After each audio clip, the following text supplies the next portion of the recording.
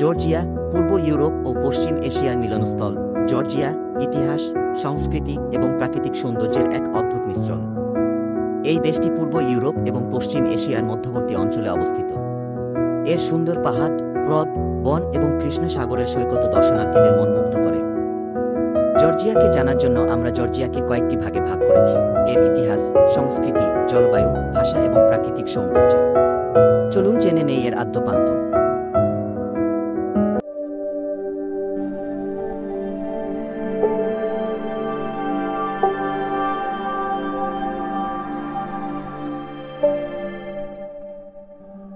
জর্জিয়ার ইতিহাস একটি সমৃদ্ধ অতীত। জর্জিয়া ককেশাস অঞ্চলের একটি দেশ, এর সমৃদ্ধ ইতিহাসের জন্য বিখ্যাত। এই দেশটি প্রাচীন সভ্যতার জন্মস্থান এবং শতাব্দী ধরে বিভিন্ন সাম্রাজ্যের শাসনে ছিল। জর্জিয়ায় প্রাচীন মানব বসতির প্রমাণ পাওয়া যায়। কুরগান সংস্কৃতি এই সংস্কৃতি জর্জিয়ার স্টেপে অঞ্চলে উদ্ভব হয় এবং এটি কৃষি, পশুপালন এবং ধাতুবিদ্যায় উন্নত ছিল।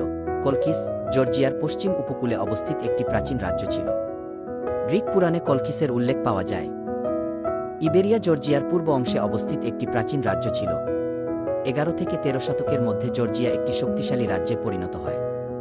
এই সময়কে জর্জিয়ান স্বর্ণযুগ বলা হয়। 13 শতকে মঙ্গলরা জর্জিয়ায় আক্রমণ করে এবং দেশটির উন্নতি ব্যাহত হয়। 14 শতকে তৈমুর লঙ্গ জর্জিয়ায় আক্রমণ করে এবং দেশটিকে ধ্বংসস্তূপে পরিণত করে। 16 থেকে 18 শতকের মধ্যে জর্জিয়া অটোমান ও পারস্য সাম্রাজ্যের মধ্যে বিভক্ত ছিল। 19 শতকে জর্জিয়া রুশ সাম্রাজ্যের অধীনে আসে। 20 শতকের শুরুতে জর্জিয়ানরা স্বাধীনতার জন্য সংগ্রাম করে। 1921 সালে জর্জিয়া সোভিয়েত ইউনিয়নের অংশ হয়ে যায়। 1991 সালে সোভিয়েত ইউনিয়নের পতনের পর জর্জিয়া স্বাধীন রাষ্ট্র হিসেবে আত্মপ্রকাশ করে। সোভিয়েত ইউনিয়ন ভেঙে পড়ার পর জর্জিয়া স্বাধীন হলেও আবখাজিয়া ও দক্ষিণ ওসেটিয়া স্বাধীনতার দাবি জানাতে থাকে। এর ফলে এই অঞ্চলগুলিতে জর্জিয়ার সাথে সংঘর্ষ বাধে। এই সংঘর্ষে রাশিয়া দক্ষিণ ওসেটিয়া ও আবখাজিয়াকে সমর্থন করে। 2008 সালে রাশিয়া দক্ষিণ ওসেটিয়ায় জর্জিয়ার সেনাবাহিনীর বিরুদ্ধে সরাসরি যুদ্ধে লিপ্ত হয়। যুদ্ধ পর দক্ষিণ ওসেটিয়া ও আবখাজিয়া একপক্ষীয়ভাবে স্বাধীনতা ঘোষণা করে। তবে আন্তর্জাতিক সম্প্রদায়ের বেশিরভাগ দেশ এই ঘোষণাকে স্বীকৃতি দেয়নি। সত্যি জর্জিয়ার ইতিহাস একটি দীর্ঘ এবং জটিল ইতিহাস। একটি বৈচিত্র্যময় মিশ্রণ। জর্জিয়ান সংস্কৃতি, ইতিহাস, ধর্ম এবং ভূগোলের একটি মিশ্রণ যা দেশটিকে একটি অনন্য চরিত্র দিয়েছে। জর্জিয়ার সবচেয়ে উল্লেখযোগ্য বৈশিষ্ট্য হল এর ধর্মীয় বৈচিত্র্য। যদিও জর্জিয়ান অর্থোডক্স চার্চ দেশের প্রধান ধর্ম, তবুও ইসলাম, রোমান ক্যাথলিক, আর্মেনিয়ান অ্যাপোস্টলিক এবং ইহুদি ধর্মের অনুসারীরাও এখানে বাস করে। এই ধর্মীয় বৈচিত্র্য দেশের স্থাপত্যে প্রতিফলিত হয়, যেখানে আপনি খ্রিস্টান চার্চ, ইসলামিক মসজিদ এবং অন্যান্য ধর্মীয় স্থাপনা পাশাপাশি দেখতে পাবেন। জর্জিয়ার সবচেয়ে প্রাচীন এবং প্রভাবশালী ধর্মীয় প্রতিষ্ঠান, বিশেষ করে দেশের পশ্চিমাঞ্চলে ইসলামিক মসজিদ দেখতে পাওয়া যায়। Roman Catholic church, Armenian Apostolic church এবং ইহুদি সিনাগোগ এখানে দেখতে পাওয়া যায়।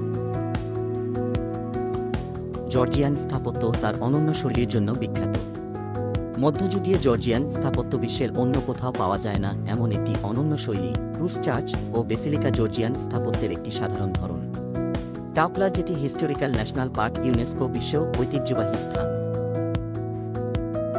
জর্জিয়ান সঙ্গীত এবং নৃত্য দেশের সমৃদ্ধ সাংস্কৃতিক ঐতিহ্যের একটি অবিচ্ছেদ্য অংশ। জর্জিয়ান পলিফোনিক গান ইউনেস্কোর অমূল্য সাংস্কৃতিক ঐতিহ্যের তালিকায় অন্তর্ভুক্ত। জর্জিয়ান পলিফোনিক গান তার জটিল এবং সুন্দর সুরের জন্য বিখ্যাত। জর্জিয়ান নৃত্য তার জীবনী শক্তি এবং সৌন্দর্যের জন্য বিখ্যাত।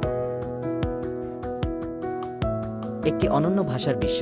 জর্জিয়ান ভাষা বা কার্তুলি বিশ্বের সবচেয়ে অনন্য ভাষাগুলির মধ্যে একটি।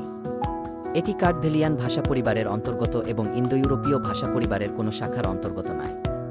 এই বিশেষটি জর্জিয়ান ভাষাকে বিশ্বের অন্যান্য ভাষা থেকে আলাদা করে তোলে। জর্জিয়ার জলবায়ু বেশ বৈচিত্র্যময়।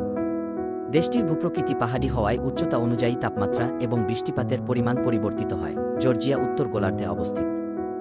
উত্তর গোলার্ধে সাধারণত ডিসেম্বর, জানুয়ারি এবং ফেব্রুয়ারি মাসকে শীতকাল হিসেবে ধরা হয়। তবে জর্জিয়ার ভৌগোলিক অবস্থানের কারণে শীতকালের তীব্রতা অঞ্চলভেদে আলাদা হতে পারে।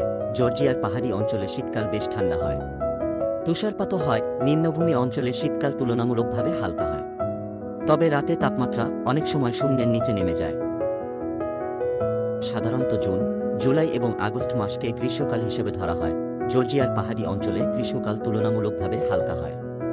দিনের বেলা গরম থাকলেও রাতে তাপমাত্রা কম থাকে। নিম্নভূমি অঞ্চলে গ্রীষ্মকাল গরম এবং শুষ্ক হয়। বিশেষ করে কৃষ্ণ সাগরের উপকূলীয় অঞ্চলে গ্রীষ্মকালে তাপমাত্রা বেশি থাকে। জর্জিয়ার জলবায়ু বেশ বৈচিত্র্যময় হওয়ায় বর্ষাকালের সময় ও অঞ্চলভেদে আলাদা হতে পারে।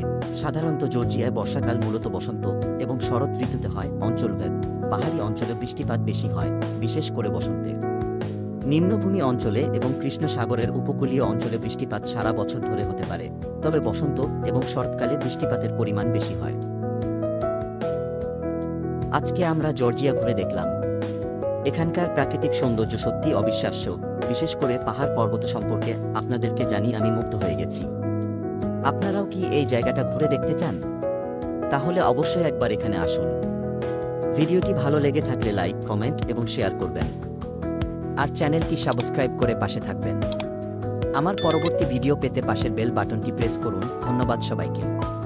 আজকের মতো এখানেই শেষ করছে। আসসালামু আলাইকুম।